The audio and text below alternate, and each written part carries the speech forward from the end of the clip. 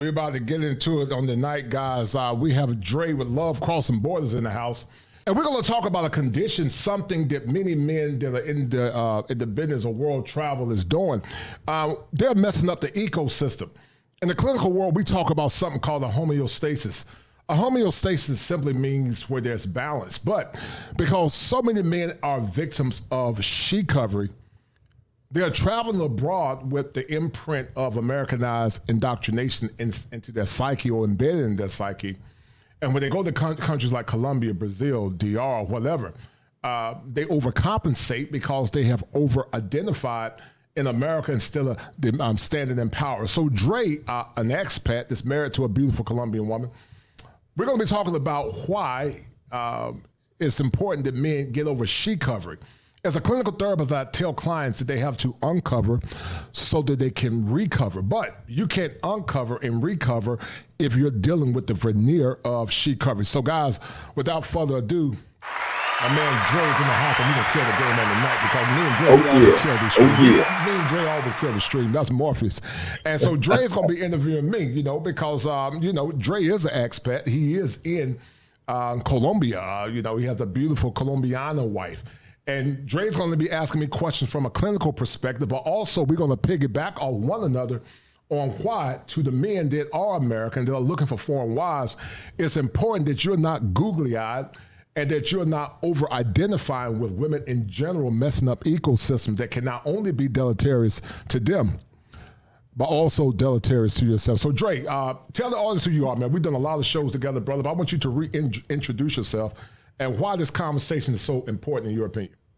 Oh, as many of you already know, my name is Andre of Love Crossing Borders, Mostly Money TV, Andrea Wallace TV, and our new channel, which is Travel Unravel. We assist individuals when it comes to finding love across borders or just falling in love with the borders that you cross. So I'm excited to be on this particular live stream with Kosher because we always have a great time, as well as giving out great information. So guys, be ready with pen in hand, and if it's Friday night, have a drink in your hand because we're going to be making sure that you guys have the proper mindset. And this is what this is all about. Right. Having the proper mindset. Right. Once you travel, once you get off that plane, no matter where it is, Thailand, Colombia, Brazil, no matter where you're going, you have to have your mindset right, or two things are going to happen. You're either going to mess up the ecosystem of what's going on when it comes to dating and relationships in that new location in that country, or you're going to mess up the ecosystem of your life because you're going to come back to the United States or whatever country you're from, broken and broke. So we're going to hear from the expert clinician here today. No doubt. Got some great questions for him. No doubt. Some of the first questions, one of the first things that came to mind for me in regards to she-covery or recovering from what has been placed up on a lot of men or taught a lot of men in the United States, especially or in the Western world. What are some of the signs or symptoms that a guy can look for within himself before he gets on that plane? What are some of the things that he can say, you know what, if I go over to this other country, I might make some mistakes. So what are some of the signs of mistakes that they're currently making that they can make sure that they don't make those same mistakes when it comes to women in other countries? Well, Dre, I think your question is very poignant and straight to the point. In the clinical world, we talk about a concept of thinking error called overcompensation. And so here in America, Dre, men tend to overcompensate because here in America, they're not honored. They're not aggrandized in the proper manner they need to be aggrandized.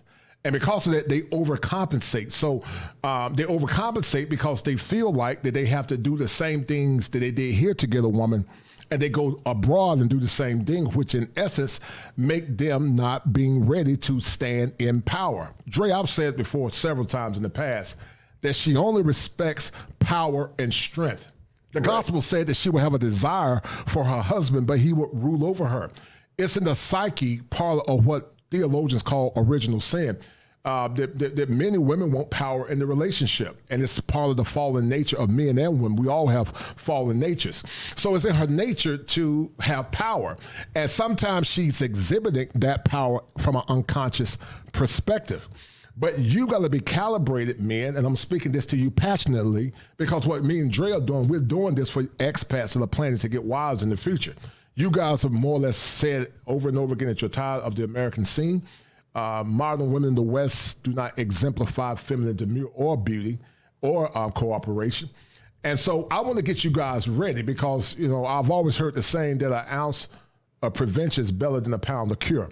And so I want to get you guys ready so that you can uncover, then you can recover, so that you don't be a victim of she-covery. So back to the point.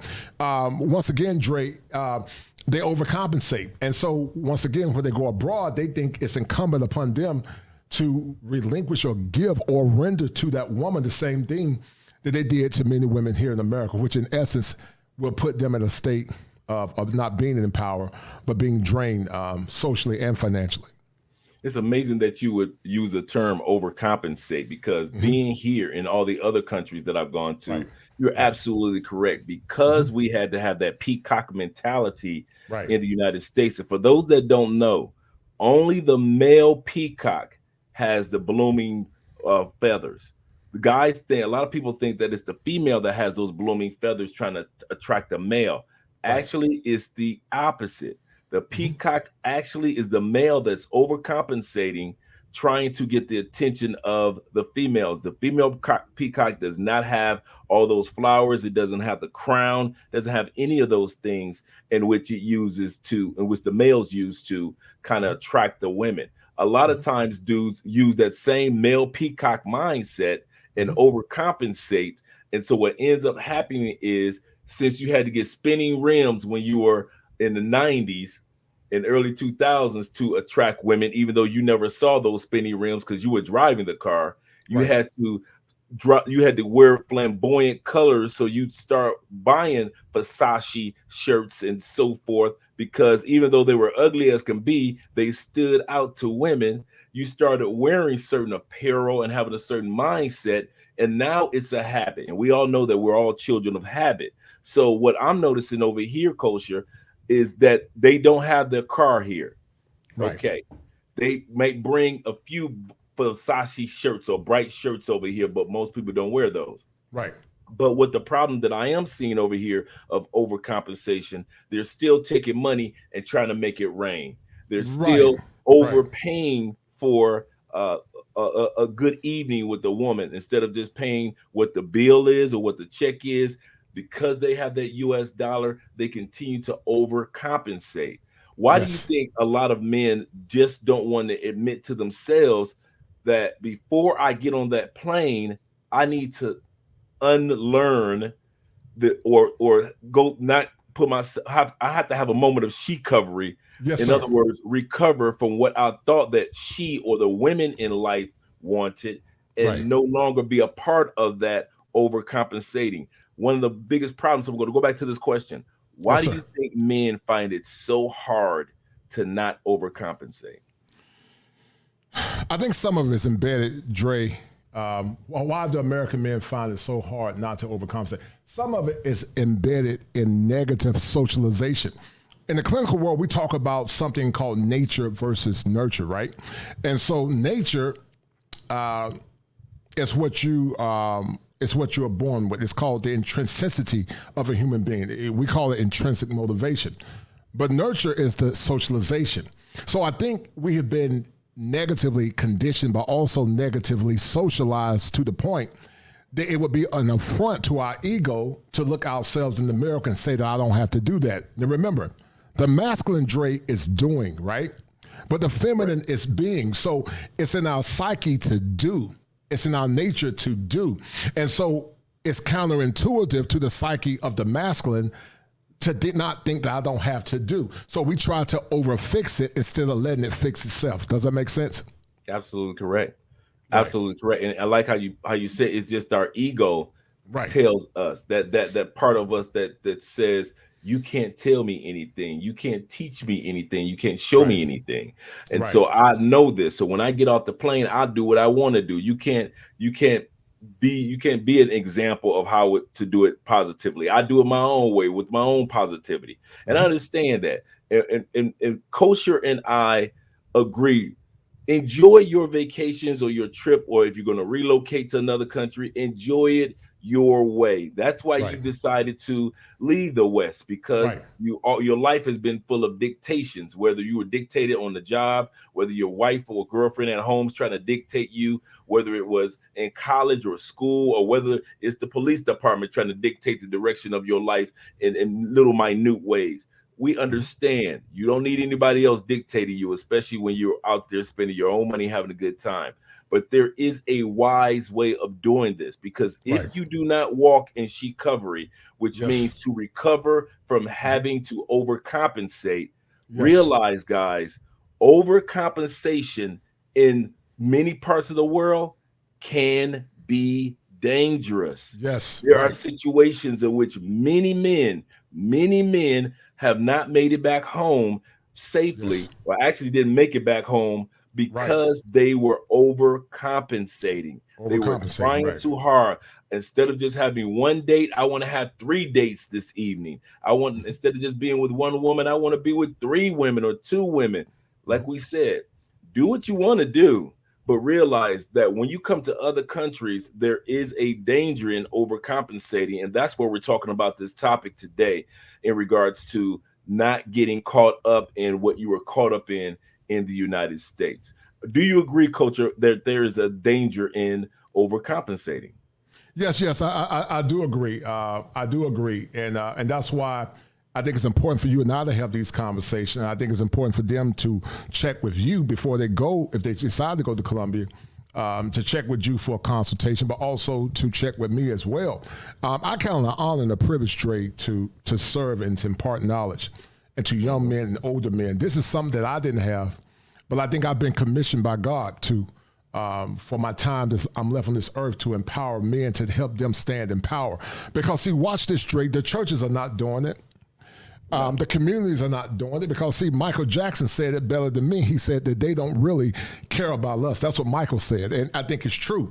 They don't really care about what men want or what men desire. You know, when you hear people, even though they say they did it in jest, and I think it was innocent, but when they say steal their asses back, it basically means that we don't have any inherent worth or value. You know, instead of saying steal their asses back, I would say men. Meet endless needs and demands. That's what you need to do if you want men to come back. Meet endless needs and demands. Because see, as I said earlier, you know, she only respects power and strength. And Frederick Douglass said it better than me, Dre. He said the power never conceded to anything without a struggle. It never have, Absolutely. and it never will. It never will, Dre, because it's about power. And see, once people understand that this thing is about power, it's also spiritual, Dre, they will no longer continue to be a saboteur to their own ignorance. And so these shows are meant to cultivate, to empower. Because, Dre, let's think about it. We talk about women's empowerment. We talk about black girl rock and girl magic and girl power, whatever.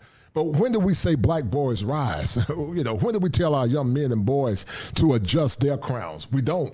Because, see, the modern woman see black men as a lick. You know, they see them as a lick. And it's part of that. It's a come up, right. And so when you think about a predatory animal, a lion, when it catches its prey, Dre, it pounces on them. And once they get them by the neck, it begins to lick them because it's predatory. And see, I talked about a concept, Dre. I'm going to do a show soon. One show is called Kosher Hypergamy versus Carnal Hypergamy. Kosher hypergamy is fit and proper. It's not exploitative. It's nothing wrong with a woman practicing kosher hypergamy, because it's in her nature to find a man to, you know, progenate her seed. Correct. To give her the best thing she needs to do to make sure her offspring is taken care of. It's nothing wrong with kosher hypergamy, because it does not seek to exploit. Kosher hypergamy is predicated on ethics and values and morals. But see, carnal hypergamy makes a man become a lick. You know, because it's exploitative. I will drug him. I will get his resources. I will lie to him. I'll wear and use fake up and BBLs to get him in a relationship, only to pull the mask off. That was just a veneer. You know, they were just faking the funk to get into the relationship. You know, they were kind. They were giving you dome. They were topping you off. They were, you know, cooking and all that goofy stuff. But once you say I do, now she got you by the nutsack, and you can't do anything about it, because now you got to risk everything you worked so hard for. Okay, basically, now that we've discussed what the She-Covery is, the fact that it is based off of overcompensating that we do in the state, especially in the states, especially in the Black community, Right. because we feel that we are limited in many other areas. Flossing or flaunting is one of the few areas that, especially materialistically, is one of the few areas that we feel like that we're in control of. I can floss with the best of it. I can best of them. I can flaunt with the best of them. Right. But at the end of the day, that flossing and flaunting doesn't translate to other countries. In other words, that the egocentric system in which we've been programmed to believe in, Right. that doesn't work overseas. In Right. most countries, it really doesn't. Mhm. So now that we've talked about that the problem exists, that it needs to be worked on before a person actually goes overseas, let's talk about at least 3 things that they can do to start the recovery process, or in Yes, other sir. words, become better men before they go on their trips overseas. Because Right. as we mentioned before, being egotistic or overcompensating can be extremely dangerous Right. in other countries. I totally agree. I agree with you 1,000,000%. And one of the things, you and I had a conversation, Dre, in the past, and you were excoriating the guys, but not in a bad way. You was doing it out of love. But we talk about the 5 stages of change, and we'll talk about that in a minute. But I want to ask you something as we have this more poignant conversation. What deficits did you have to deal with as a man? What recovery processes did you have to deal with regarding She-Covery before you got on that plane and went to Brazil? Colombia. And I want you to help the men about giving them some practical things that you did as a man to mitigate some of the thinking errors that you had before you got your beautiful wife. For me, one of the first things I did was I actually went on monk mode. Mm-hmm. And what monk mode basically is that you save your finances, your fun, and your frolicking with the ladies for your time overseas. And while you're in the States, you treat the United States for what it is. Right. It is not a country. It is a corporation. I'll repeat that. The United States is not a country, never has been a country, always was established to be a money-making corporation from the time when London ran it, and then the revolution took place, all the way until now. It has always been based upon the corporate or the corporate structure of somebody making money. There's nothing wrong with that. Let it be what it actually is. So one of the things I learned, let the United States be what it is in my life. Let me go ahead and stack this money. Mm-hmm. B, the second thing I learned is not wasting my time.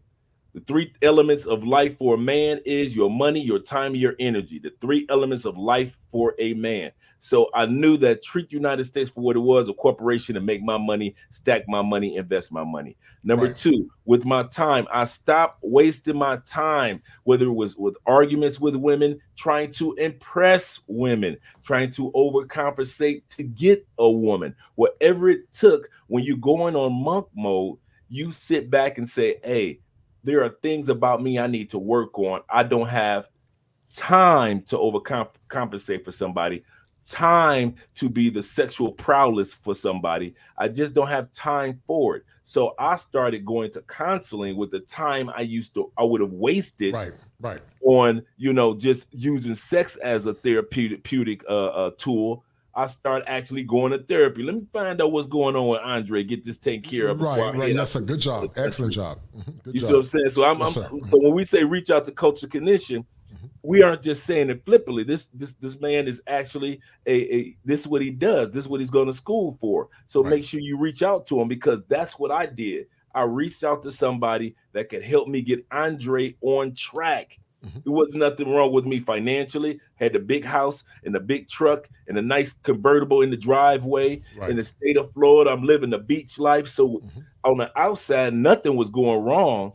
But I knew that certain habits that I had could not translate to another country. Just like we say, when you go to another country and you have to have a translator, because that language the language of English does not translate to every country.